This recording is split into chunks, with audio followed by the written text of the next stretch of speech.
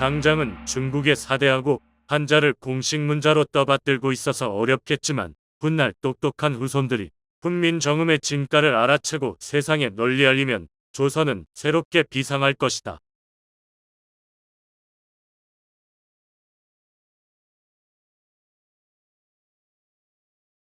독립신문 영문판 교정을 보고 장무도 거들던 16살 김규식이 출국을 앞두고 작별 인사차 전동 큰길과 윤치호 집을 방문했다. 엄밀하게 말하면 아버지 윤석열의 집이고 윤치호 부부와 아이들 모두 3대가 함께 살고 있다. 윤치호 말에 따르면 정자가 있고 강이 차고 넘치는 궁궐 같은 집이었다. 전동 큰길은 지금의 우정국로로 광교에서 안국동 사거리에 이르는 도로를 말한다. 규식은 제이슨 박사의 권유와 양아버지 언더우드 선교사의 지원으로 이번 여름 미국에 유학할 예정이다. 참고로 김규식의 유학은 정치적인 이유로 양아버지인 언더우드 선교사에 의해 기획된 측면도 있다.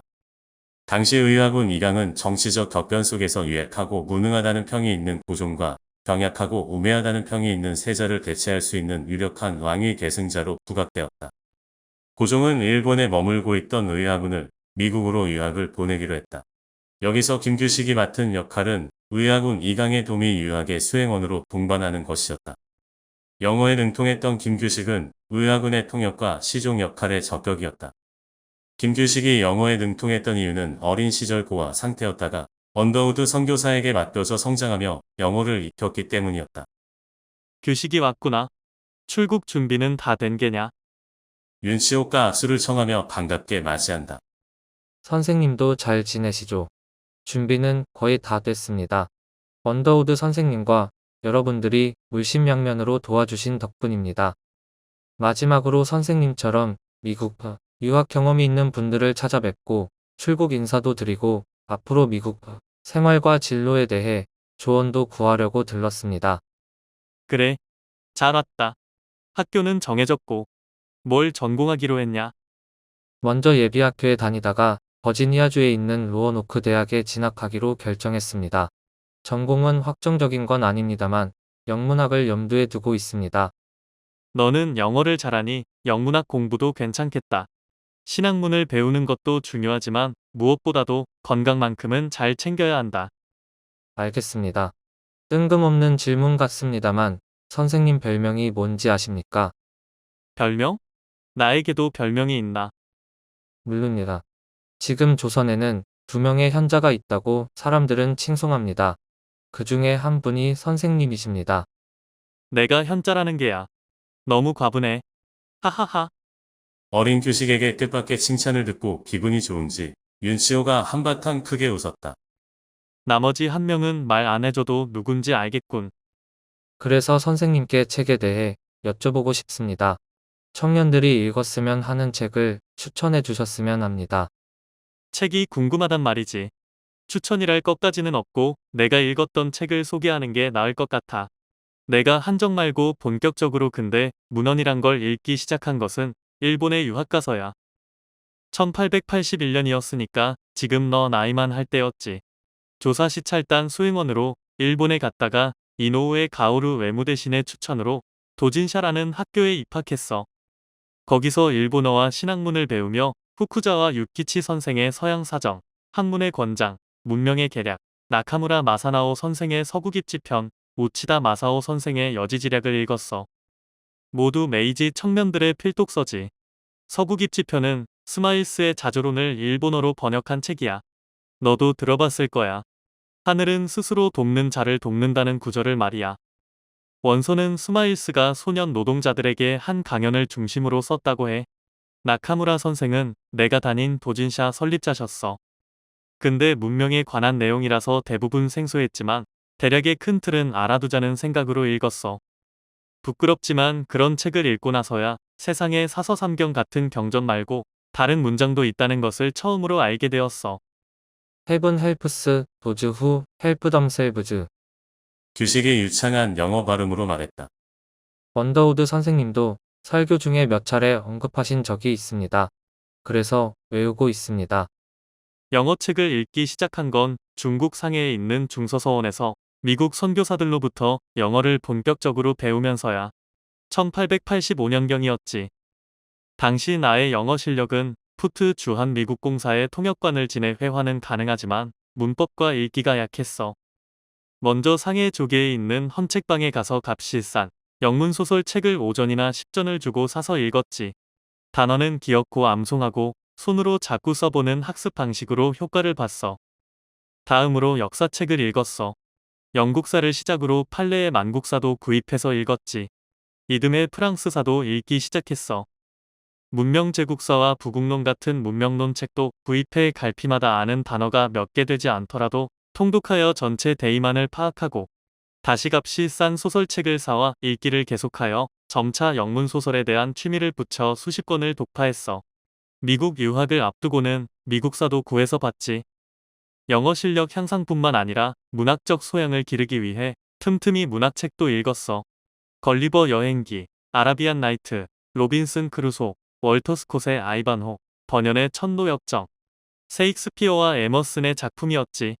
세례를 받고 난 뒤부터는 루터전 같은 종교 관련 책도 읽었어. 지금 말씀하신 책 역시 서양이나 일본에서 널리 읽히는 필독서인 것 같은데 주변 분들의 추천을 받고 고르신 건가요?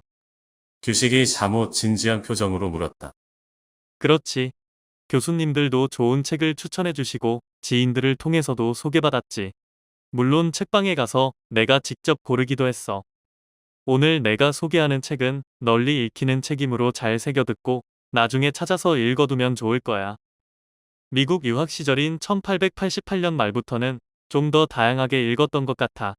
마찬가지로 맥콜리의 영국사와 오렌 헤이스팅스, 에드워드 기번의 로마 제국 쇠망사 같은 역사서는 꾸준하게 읽었어. 이런 책은 세계사와 국제정세에 눈을 뜨게 해줬지. 문학책으로는 웨이크필드의 목사를 읽었는데 내가 읽었던 소설 중 가장 재미있었어.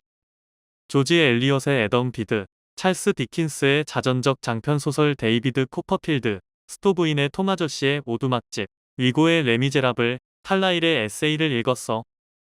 근래에 읽은 책 중에는 대사상가 톨스토이의 전쟁과 평화 같은 책이 재미있었어. 전쟁과 사랑의 대서사시라고 할 수 있지.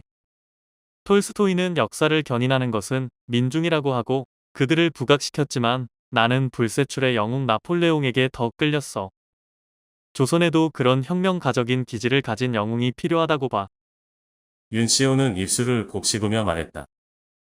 미국에서 공부를 마쳤지만 곧장 조선으로 돌아올 형편이 못 됐지. 갑신정변 주모자들과 가깝다는 이유 때문이었어.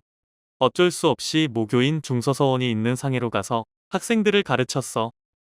그러고 지내다 보니 영어를 잊어버리는 것 같아 한두 달 바짝 공부하고 워싱턴 어빙의 스케치북에 실린 립 밴 윙클에 매달렸어. 그 책을 독파하는데 서너 달쯤 걸렸던 것 같아.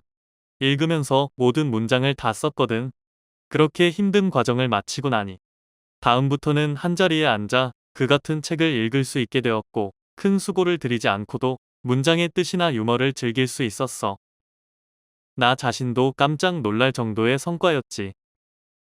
이렇듯 독서 이력만 놓고 보면 당대 조선에서 윤치호가 가장 근대 지식 인상에 근접한 인물이었다. 마지막으로 너에게 일러줄 말이 있다. 혹시 구메 구니타케가 쓴 미구회람실기라는 보고서에 대해 들어본 적이 있니? 윤치호는 이렇게 묻고 나서 고개를 좌우로 흔들었다. 고우 형님이라면 모를까. 조선에서 읽은 사람이 없을 게야. 라고 혼자말로 중얼거렸다. 구메는 메이지 정부 초기인 1871년 말 이와쿠라 사절단의 수행원으로 서구 각지를 시찰하고 돌아와 미구회람실기를 작성했어. 그 보고서가 높은 평가를 받아 나중에 제국대학 국사과 교수를 역임했지. 실증적 역사학 연구로 유명했다고 하는데 그 보고서가 증명해. 구메는 당시 일본이 서양에 비해 40년 뒤졌다고 판단했어. 일본이 40년 정도 근대화를 위해 노력하면 서양을 따라잡을 수 있다고 본 거지.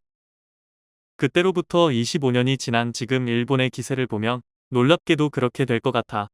구메가 뭘 근거로 그런 판단을 했는지 그 보고서에 나오는데 말이야. 일본인들의 시세를 읽고 본질을 꿰뚫는 힘을 느낄 수 있어. 사실 문제가 생기면 그런 문제가 왜 발생했는지부터 확인해서 문제의 본질을 제대로 파악해야 해. 그래야 올바른 해결책을 마련할 수 있거든. 아편 전쟁으로 청국이 쓰러지는 걸 보면서 일본인들은 다음 차례는 일본일 것이라고 직감했다고 해. 이거 큰 일이군. 정도의 걱정이나 염려로 그치고만 게 아니라 일본인들은 철저히 대비했어. 이와쿠라 사절단 파견도 그런 노력의 일환이었지. 그 사절단의 일원으로 유럽 땅을 밟은 구매는 유럽에서 본격적인 증기선의 시대가 시작한 것은 1830년대이고 증기기관차의 실용화 시대를 연 것도 1830년에 개통한 맨체스터와 리버풀 간의 철도였다고 간파했어. 산업혁명의 발상지가 맨체스터이고 그곳에서 면직물을 시작으로 기계, 식품, 화학 산업이 발전하여 전 세계 상공업의 중심 도시로 성장하였으며 바다를 둔 인접도시 리버풀이 그 외항으로 사용되면서 함께 성장한 것이라는 걸 알라챈 거지. 그 결과 구매는 서구 여러 나라가 본격적으로 근대사회에 돌입한 것은 1830년을 기점으로 한다고 봤어. 그렇게 해서 40년이 나온 게야. 그 대목에서 나는 무릎을 치지 않을 수 없었어. 내가 하고 싶은 말은 말이야. 우리 조선에는 구매처럼 시세를 읽고 본질을 파악할 수 있는 능력을 가진 사람도 그걸 국가 발전으로 이어지도록 실천에 옮길 수 있는 사람도 없어. 그러니 스스로 무엇을 어떻게 해야 하는지도 모르고 다른 나라에게 의존만 하려고 들지. 한마디로 말하면 어리석어.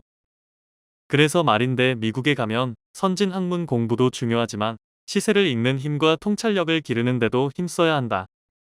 그러자면 당대 지식인들의 주의, 주장을 새겨듣고 그들이 저술한 책도 즐겨 읽고 견문을 넓히는데도 시간을 아끼지 말아야 한다. 이처럼 윤치호가 미구에라 밀기에 대해 잘 아는 이유가 있다. 10여 년 전 부투 주미공사의 통역 시절 자신과 이중 통역을 한 일본인 사이토 슈이치로가 부투 미국 공사에게 보빙사로 파견가는 조선 엘리트 관리들에게 이 보고서를 포함하여 후쿠자와 유키치의 서양 사정, 우치다 마사오의 여지지략을 권하도록 조언을 했기 때문이다. 사이토가 추천한 책은 서양의 지리와 역사, 견문을 상세하게 소개한 최신 인문지리서다. 윤시호도 그 책을 구해서 읽었다. 명심하겠습니다. 선생님도 존경하는 분이 있으신지요?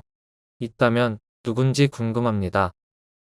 규식이 머쓱한지 뒷머리를 긁으며 물었다. 윤시호가 씩 웃으며 답했다. 존경하는 분이라기보다는 내가 마음에 뒀던 인물이라고 해야 하나? 아무튼 그런 분은 있어. 신일본을 대표하는 교육자이자 선각자인 후쿠자와 유키치 선생과 도시샤 대학 설립자인 이시마 조 선생이야. 후쿠자와 선생은 갑신년 후 나쁜 이웃이니 타라론이니 하며 조선을 욕하시지만 젊은이들을 아끼고 잘 이끌어주셔. 니시마 선생은 내가 미국 유학할 때 도쿄에서 잠시 뵌 적이 있어.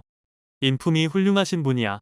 기독교인으로서 배울 점이 많으신 분이었는데 안타깝게도 일찍 작고하셨지. 작별 인사할 때 그분이 이런 말씀을 하셨어. 너도 새겨 들을 만할 게야. 당신은 미국에서 우리 동양의 악패보다 미국의 악패가 훨씬 더 많다는 것을 알게 될 것이오. 하지만 좋은 것은 배우고 나쁜 것은 버리시오.